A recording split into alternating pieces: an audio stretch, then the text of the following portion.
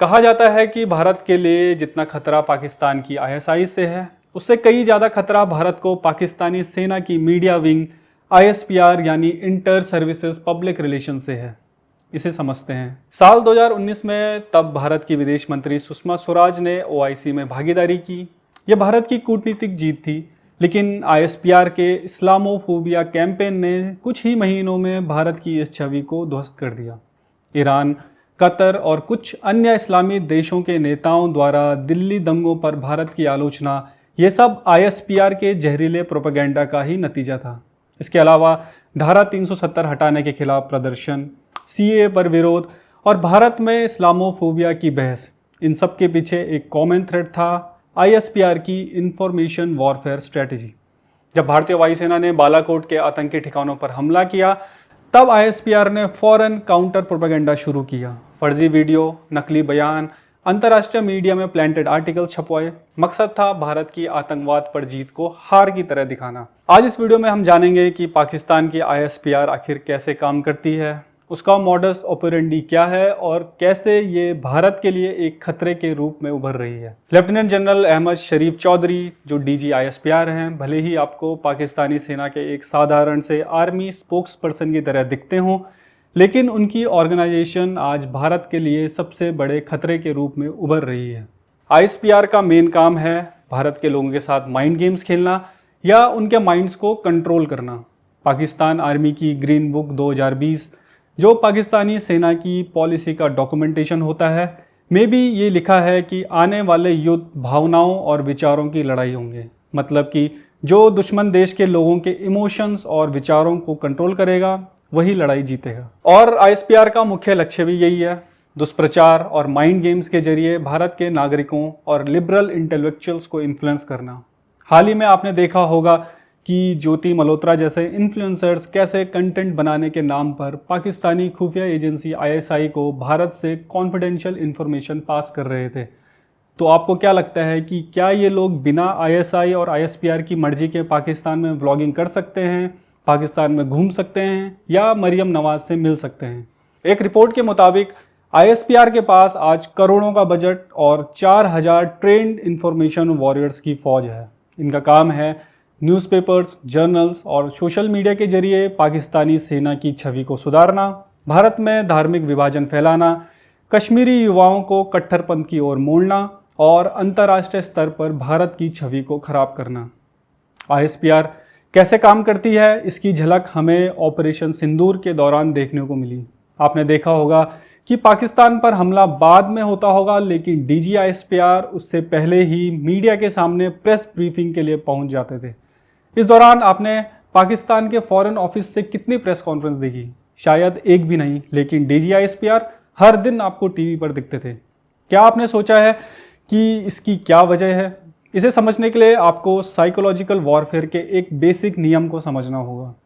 जिसने पहले दुनिया के सामने अपना नैरेटिव रखा, दुनिया उसी की बात मानती है, फिर चाहे वो झूठ ही क्यों ना हो। इससे होता यह है कि आपके दुश्मन का सारा जोर अब अपनी जीत को दिखाने के बजाय सामने वाले के झूठ को झूठ साबित करने में लग जाता है, और इतने में डिबेट नया मोड़ ले लेती है। उदाहरण के लिए 6 और 7 तारीख की रात भारत ने पाकिस्तान के 9 आतंकी ठिकाने उड़ा डाले, और इस बार सबूत खुद पाकिस्तानी ही दे रहे थे। आपने भी हमले की हर वीडियोस सोशल मीडिया के माध्यम से देखी होंगी। लेकिन इन हमलों के तुरंत बाद डीजी आईएसपीआर एक प्रेस कॉन्फ्रेंस करते हैं। भारत की तरफ से अभी तक कोई प्रेस कॉन्फ्रेंस नहीं आई थी, लेकिन डीजी आईएसपीआर दनदनाते हुए टीवी पर आए और बिना किसी सबूत के बोल दिया, हमने राफेल समेत भारत के 5 जहाज मार गिराए। बस फिर क्या था, दुनिया के साथ साथ भारत के लोगों का ध्यान इस ओर से खींचा गया कि भारतीय वायुसेना ने उस दिन कितना बड़ा काम किया। डिबेट इस मुद्दे पर नहीं थी कि भारत ने पाकिस्तान और चीनी डिफेंस सिस्टम्स और एयरक्राफ्ट्स को चकमा देकर पाकिस्तान की छाती पर वार किया। डिबेट अब ये थी कि हमारा राफेल गिरा या नहीं। तो इससे हुआ ये कि 5 जहाज़ों के गिरने वाली बात से पाकिस्तानी सेना ने अपने लोगों के सामने अपनी क्रेडिबिलिटी बना दी और भारत के लोगों के मन में ऑपरेशन सिंदूर को लेकर संशय पैदा कर दिया। और इसके लिए पश्चिमी मीडिया हाउसेस जैसे कि CNN, NYT का इस्तेमाल भी किया, जिन्होंने एंटी इंडिया आर्टिकल्स लिखकर ऑपरेशन सिंदूर को एक फेलियर साबित करने की पूरी कोशिश की। और मज़ेदार बात यह है कि इन आर्टिकल्स को लिखने वाले भी आईएसआई प्लांटेड पाकिस्तानी ही थे। तो देखा आपने, रणभूमि में मिली हार को भी जीत कैसे बताना है, यह पाकिस्तान बखूबी जानता है। और ये सिर्फ आज की ही बात नहीं है। 1948 का युद्ध हो या 65 और 71 की लड़ाई, यहाँ तक कि करगिल युद्ध भी, पाकिस्तान ने इन सभी युद्धों में खुद को जीता हुआ बताया। उसकी आवाम आज भी इन युद्धों को जीत की तरह सेलिब्रेट करती है। ऑपरेशन सिंदूर में पाकिस्तान को मुंह की खानी पड़ी, उसके एयर बेसेस तबाह हो गए, लेकिन पाकिस्तानी तब भी सड़कों पर जश्न मना रहे थे। पहले मैं सोचता था कि शायद पाकिस्तानी दिमाग से ही इतने पैदल होंगे कि वो करारी हार को भी सेलिब्रेट कर रहे हैं। हालांकि ये कुछ हद तक सही भी है, लेकिन जब मैंने पाकिस्तान के प्रोपेगेंडा मशीनरी के बारे में पढ़ा तो उसमें एक नया पहलू सामने आया, इंफॉर्मेशन वॉरफेयर। इंफॉर्मेशन वॉरफेयर नए दौर के युद्ध का एक इम्पॉर्टेंट पार्ट है। आप भले ही लड़ाई हार जाओ, लेकिन अगर आपको नैरेटिव को शेप करना आता है तो आप अपनी आवाम और दुनिया के सामने खुद को जीता हुआ पेश कर सकते हो। और पाकिस्तान को ये बहुत पहले ही पता चल गया था कि अगर उसे अपनी क्रेडिबिलिटी बनाए रखनी है तो उसे अपनी जनता और दुनिया के थॉट प्रोसेस को कंट्रोल करना आना चाहिए। मतलब कि जो पाकिस्तान चाहे सिर्फ वही चीज़ उसकी जनता और दुनिया के सामने जाए, फिर चाहे वो झूठी क्यों ना हो। इसीलिए तो पाकिस्तान ने साल 1949 में ही ISPR को खड़ा कर दिया था। वैसे तो शुरुआत में इसका काम सीमित था, जैसे कि पाकिस्तानी सेना की उपलब्धियों की जानकारी देना, प्रेस रिलीज जारी करना और अपनी जनता के सामने सेना की छवि को बेहतर बनाना। लेकिन फिर आया 1990 का दशक। दुनिया में पहली बार आया इंटरनेट, मोबाइल फ़ोन और सोशल मीडिया। ISPR ने इनकी इंपॉर्टेंस समझी और इन्हें अपने प्रोपेगेंडा सिस्टम का पार्ट बनाना शुरू कर दिया। ISPR ने नाटकों और टीवी शोज का सहारा लिया। ISPR ने साल 1992 में 2 नाटक बनाए, खजूर में अटका और सुनहरे दिन।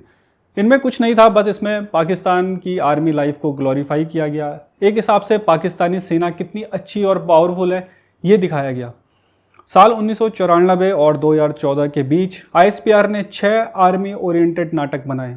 धीरे धीरे ISPR ने नाटक के अलावा डॉक्यूमेंट्रीज, देशभक्ति वाले गाने और रेडियो चैनल्स पर शो करना भी शुरू कर दिया। आप सोच रहे होंगे कि अभी हमने आपको बताया कि ISPR ISI से ज़्यादा खतरनाक है, लेकिन ये तो मनोरंजन कर रही है। लेकिन ऐसा नहीं है।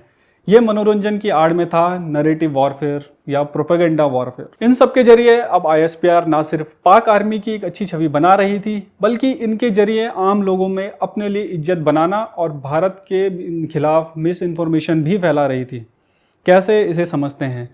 ISPR की एक मंथली मैगजीन आती है हिलाल। ये साल 1948 से पब्लिश हो रही है, जिसका काम है पाकिस्तान के प्रोपेगेंडा का प्रचार। साल 2015 से अगर इस मैगजीन को एनालाइज किया जाए तो उसमें एक ना एक आर्टिकल भारत के खिलाफ जरूर होता है। कभी इसमें कश्मीर का जिक्र होता है, तो कभी भारत के प्रधानमंत्री नरेंद्र मोदी का, कभी हिंदुत्व का, तो कभी इस्लामोफोबिया का। लेकिन इस मैगजीन में भारत पर डायरेक्टली हमला नहीं किया जाता था, क्योंकि ISPR को ये पता है कि अगर भारत के खिलाफ डायरेक्टली कुछ लिखेंगे तो भारत के लोग इसे पाकिस्तानी प्रोपेगेंडा समझ के डस्टबिन में डाल देंगे। इसीलिए ISPR बड़ी चालाकी से प्रधानमंत्री नरेंद्र मोदी, गृह मंत्री अमित शाह, RSS को खास तौर पर निशाना बनाती है। ऐसा इसलिए क्योंकि इन पर हमला करना आसान है, और इसलिए भी क्योंकि भारत का एक तबका इन्हें अपना दुश्मन मानता है। ISPR का मकसद इसी तबके को टारगेट करना है ताकि ये उनके प्रोपेगेंडा में बह जाएं। ये मिस इन्फॉर्मेशन न्यूज़पेपर्स, जर्नल्स और सोशल मीडिया के माध्यम से फैलाया जाता है। इन सब के लिए ISPR सहारा लेती है पाकिस्तानी यूथ्स का। इन्हें खुफिया इंटर्नशिप प्रोग्राम्स के जरिए social media analysis, psychological warfare और डिजिटल प्रोफाइलिंग में ट्रेन किया जाता है। हायरिंग की प्रक्रिया को खुफिया रखा जाता है, ना वेबसाइट पर कोई जिक्र, ना आवेदन प्रक्रिया का कोई विवरण। फिर भी ISPR हर साल दर्जनों युवाओं को चुनता है, खासकर रावलपिंडी, इस्लामाबाद और कराची जैसे शहरों से। खास बात यह है कि इनमें बलूचिस्तान और खैबर पख्तूनख्वा जैसे प्रांतों के युवा कम ही नज़र आते हैं। शायद इसकी वजह इन प्रांतों में युवाओं में पाकिस्तान के प्रति नफरत। लिंक्डइन पर ऐसे कई प्रोफाइल्स हैं जो ISPR के पूर्व इंटर्न रह चुके हैं। इनमें से कई ने अपने CV में social media analyst, media propaganda और यहाँ तक कि साइकोलॉजिकल ऑपरेशंस तक लिखा है। ISPR की इस ऑनलाइन सेना को फ्यूचर ट्रोल्स आर्मी कहते हैं। इनका काम है सोशल मीडिया पर प्रचार, फर्जी खबरें बनाना और भारत विरोधी विचारों को फैलाना। ये ISPR के पेरोल पर सालों तक बने रहते हैं। कुछ पाकिस्तान में रहकर ISPR का काम करते हैं और कुछ पाकिस्तान के बाहर रहकर। मतलब कि एक बार जिसने ISPR की इंटर्नशिप कर ली वो ज़िंदगी भर ISPR के सिपाही की तरह रहता है।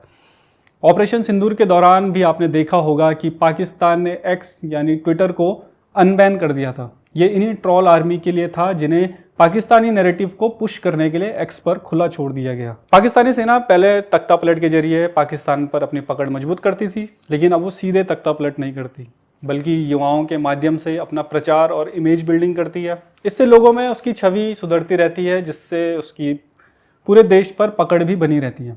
तो कुल मिलाकर हम ये कह सकते हैं कि ISPR आज सिर्फ पाकिस्तानी सेना का मीडिया विंग नहीं है, बल्कि यह पाकिस्तानी सेना का प्रोपेगेंडा मशीनरी बन चुका है। एक ऐसा संस्थान जहां युवाओं को इन्फ्लुएंस किया जाता है और जहां साइबर वॉरफेयर की फौज खड़ी की जाती है। भारत को सिर्फ ISI से ही नहीं, बल्कि ISPR जैसे सॉफ्ट पावर एजेंट से भी सतर्क रहने की जरूरत है, क्योंकि यह जंग अब सिर्फ सरहद पर नहीं, सोशल मीडिया, विचारों और नैरेटिव्स में भी लड़ी जा रही है।